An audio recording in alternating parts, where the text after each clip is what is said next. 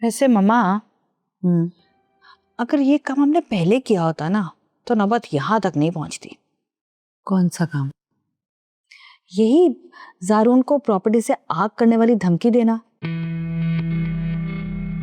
अगर ये धमकी आपने उसे रोमा से शादी करने की शर्त के साथ दी होती ना तो मैं लिख के देती हूँ, जारून कभी किसी और से निकाह नहीं करता।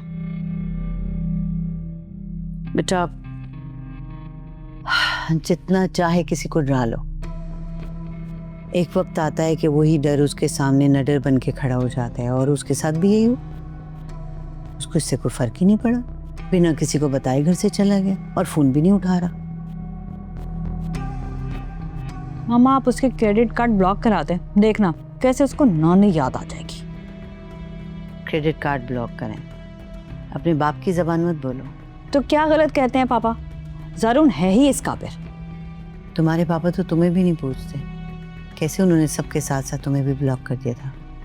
तो क्या तुम इस सलूक की काबिल थी, इसकी मुस्तहिक थी? हाँ मामा, मैं तो सबसे ही बुरी हूँ।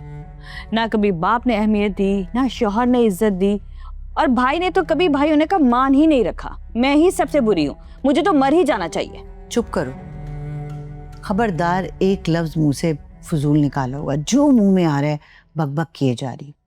तुम्हें कहा भी है कि सब्र कर लो, कुछ दिन सब ठीक हो जाएगा, मगर नहीं, तुम तो हथेली पे सरसों जमाने पे तुली हुई हो।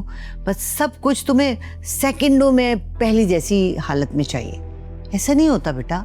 कैसे सब्र करूं मैं मामा? जिंदगी तो मेरी रुकी हुई है ना, घर तो मेरा खराब हो रहा है।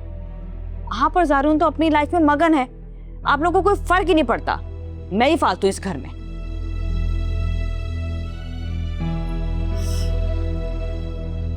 भाड़ में जाओ सब। किस किस की सुनूं, किस किस को देखूं? सबको अपनी अपनी पड़ी है, मेरी किसी को फिक्र ही नहीं।